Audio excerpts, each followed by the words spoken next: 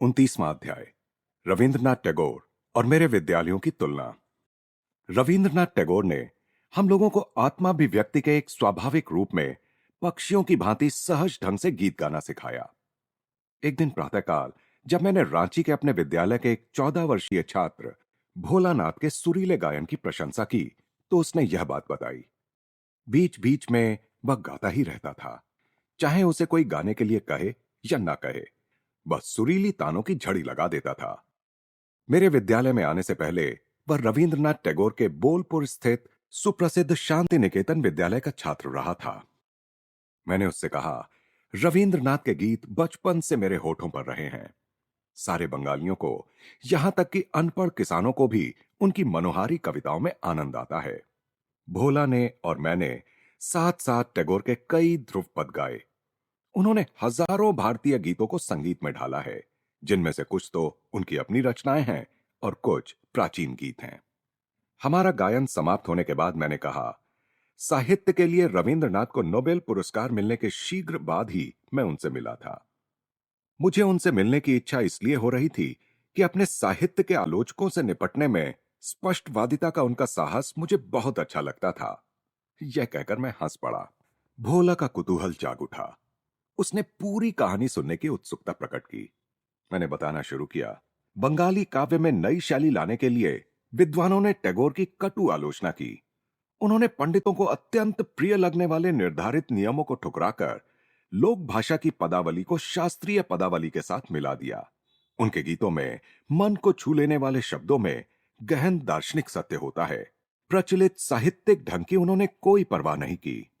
एक प्रतिष्ठित समालोचक ने अत्यंत द्वेष के साथ यह कहते हुए रविंद्रनाथ का उल्लेख किया, अपनी गुटरगू को छापकर 1 रुपए में बेचने वाला कपोत कवि। किंतु टैगोर को भी अपना बदला लेने का अवसर जल्दी ही मिल गया। अपनी गीतांजलि का उन्होंने स्वयं ही जब अंग्रेजी में अनुवाद किया तो संपूर्ण पाश्चात्य साहित्यिक जगत ने उनके चरणों में अपने श्रद्धा सुमन अर्पित कर दिए। एक पूरी रेलगाड़ी भरकर पंडित, जिनमें एक समय के उनके आलोचक भी शामिल थे, उनका अभिनंदन करने के लिए शांति निकेतन पहुंचे।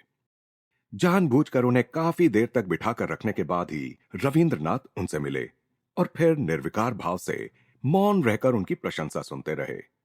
अंततः आलोचना के उनके ही प्रचलित अस्त्र को उन्होंने उन्हीं की ओर मोड़ दिया। उन्होंने कहा, सज्जनों, आप जिन गौरव सुरभियों की वर्षा यहां मुझ पर कर रहे हैं, उसमें आपकी गतकालीन घृणा की दुर्गंध भी विसंगत रूप से मिली हुई है।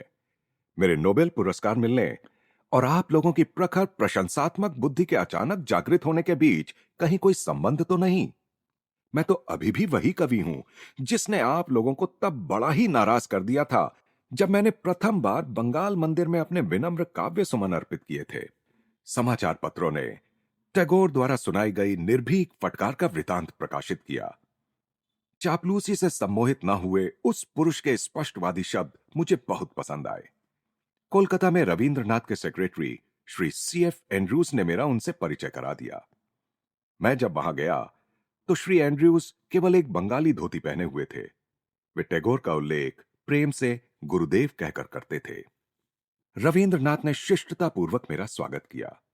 उनके व्यक्तित्व से मनमोहकता, सुसंस्कृतता एवं शालीनता निःसृत हो रही थी। उनकी साहित्यिक पृष्ठभूमि के बारे में मेरे प्रश्न का उत्तर देते हुए उन्होंने बताया कि वे मुख्यतः हमारे धार्मिक ग्रंथों तथा 14वीं शताब्दी के एक लोकप्रिय कवि विद्यापति से प्रभावित रहे हैं। इन स्मृतियों से आह्लादित होकर मैं एक पुराने बंगाली गीत की टैगोर द्वारा की गई पुनः प्रस्तुति, आमारे घरे आपनार करे दृढ़ दीप खानी ज्वालो, यानी मेरी कुटिया में अपने कर कमल से प्रेम का अपना दीप जला दो, को गाने लगा। भोला और मैं आनंद में यह गीत गाते हुए विद्यालय के प्रांगण में टहलने लगे। रांची में विद्यालय की स्थापना करने के लगभग 2 वर्ष बाद शांति निकेतन में आने के लिए मुझे रविंद्रनाथ का निमंत्रण मिला ताकि हम दोनों अपने शैक्षणिक आदर्शों पर चर्चा कर सकें। मैं खुशी से वहां गया। जब मैं उनसे मिलने पहुंचा तब वे अपने अध्ययन कक्ष में बैठे हुए थे। पहली भेंट के समान ही इस बार भी मुझे लगा कि उत्कृष्ट पुरुषत्व का चित्र बनाने के लिए यदि किसी चित्रकार को किसी मॉडल की आवश्यकता पड़े तो उनसे अधिक अच्छा मॉडल उसे नहीं मिल सकेगा। प्राचीन रोम के कुलीन पुरुष की तरह तीखे नाक नक्श का, सुंदरता के साथ तराशा हुआ सा उनका चेहरा, लहराते केशों और लंबी दाढ़ी के बीच सुशोभित था। विशाल दयार्द्र नेत्र, देवता सदृश सौम्य मुस्कुराहट तथा बांसुरी की ध्वनि की याद दिलाती आवाज जो सचमुच मंत्रमुग्ध कर देती थी। मजबूत, सुदृढ़, लंबे कद के, गंभीर मुद्रा के उनके व्यक्तित्व में करीब करीब नारी सुलभ कोमलता भी थी और शिशु सुलभ हर्षोत्फुल्ल स्वयं स्फूर्ति भी। कवि दिखने में कैसा हो, इसकी आदर्श कल्पना इस सौम्य गायक की मूर्ति से अधिक अच्छी तरह साकार नहीं हो सकती। टैगोर और मैं शीघ्र ही प्रचलित पद्धति से हटकर बनाए गए हमारे विद्यालयों के तुलनात्मक अध्ययन में मग्न हो गए। हमने दोनों विद्यालयों में कई बातों में समानता पाई। खुले आकाश के नीचे शिक्षा, सादगी और बच्चों की रचनात्मक प्रवृत्ति के विकास के लिए पर्याप्त अवसर। रविंद्रनाथ ने साहित्य और काव्य के अध्ययन पर तथा संगीत और गायन के द्वारा आत्माभिव्यक्ति पर काफी जोर दिया था, जैसा कि भोला के मामले में मैं पहले ही देख चुका था।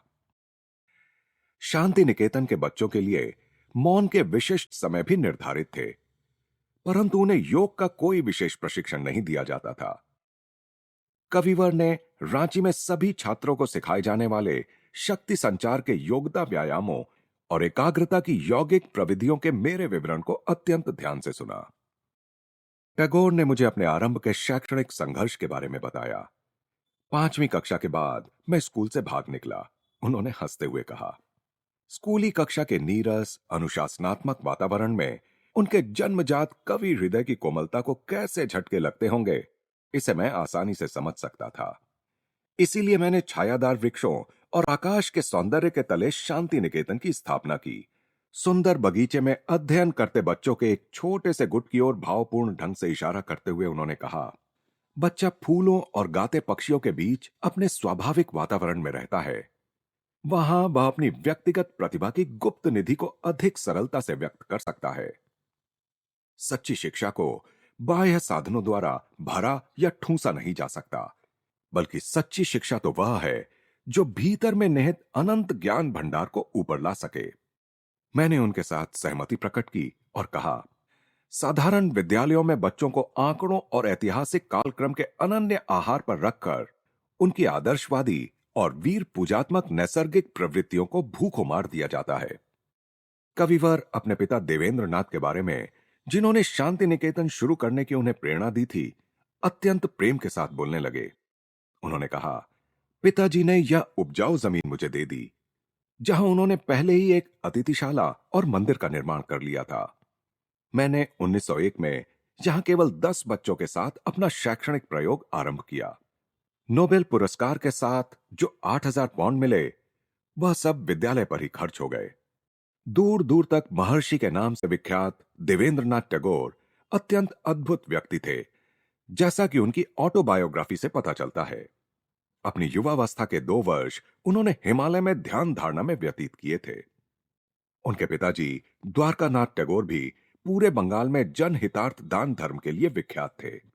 इस गौरवशाली वंश वृक्ष से अनेक प्रतिभाशाली व्यक्तियों का पूरा परिवार ही पैदा हुआ है। केवल अकेले रविंद्रनाथ ही नहीं, बल्कि उनके सभी सगे संबंधियों ने रचनात्मक अभिव्यक्ति में विशिष्टता दिखाई है। उनके भतीजे गगनेंद्र और अवनींद्र भारत के शीर्षस्थ चित्रकारों में थे। रविंद्रनाथ के भाई द्विजेंद्र एक दार्शनिक थे, जिनसे पक्षी और जंगली पशु भी प्रेम करते थे। रविंद्रनाथ ने मुझसे एक रात अतिथिशाला में रहने का आग्रह किया। शाम को आंगन में बैठे कविवर और बच्चों के दृश्य ने मेरा मन मोह लिया। मैं अतीत काल में पहुंच गया। मेरे सामने प्रस्तुत दृश्य प्राचीन काल के किसी आश्रम की तरह लग रहा था। आनंद में विभोर गायक और उसके चारों ओर बैठे उसके भक्तजन सभी दिव्य प्रेम के प्रभा मंडल से घिरे हुए। टैगोर मित्रता की प्रत्येक गांठ मनोमाधुर्य के धागे से बांधते थे। वे कभी भी अपनी बात पर जोर नहीं देते थे, एक दुर्निवार्य आकर्षण शक्ति से खींचकर हृदय जीत लेते थे। ईश्वर के उद्यान में खिला हुआ काव्य का यह दुर्लभ पुष्प दूसरों को एक नैसर्गिक सुगंध से आकर्षित कर लेता था। अपनी मधुर आवाज में रविंद्रनाथ ने हमें अपनी कुछ अति उत्कृष्ट नवरचित कविताएं पढ़कर सुनाई। अपने विद्यार्थियों को आनंद देने के लिए रचे गए उनके अधिकांश गीतों एवं नाटकों की रचना उन्होंने शांति निकेतन में ही की। मेरी दृष्टि में उनके पद्यों की सुंदरता इसमें है कि लगभग प्रत्येक छंद में ईश्वर के नाम का उल्लेख किए बिना ईश्वर का जिक्र करने की उनकी अद्भुत कला उनमें प्रकट होती है। उन्होंने लिखा है, सुरेर घोरे आपना के जाई भूले, बंधु बोले डाकी मोर प्रभु के। अर्थात गाने के आनंद में मैं अपने को इतना भूल जाता हूं कि आपको भी मित्र कहने लगता हूं, जो मेरे प्रभु हैं। दूसरे दिन दोपहर के भोजन के पश्चात मैंने अनिच्छापूर्वक ही कविवर से विदा ली।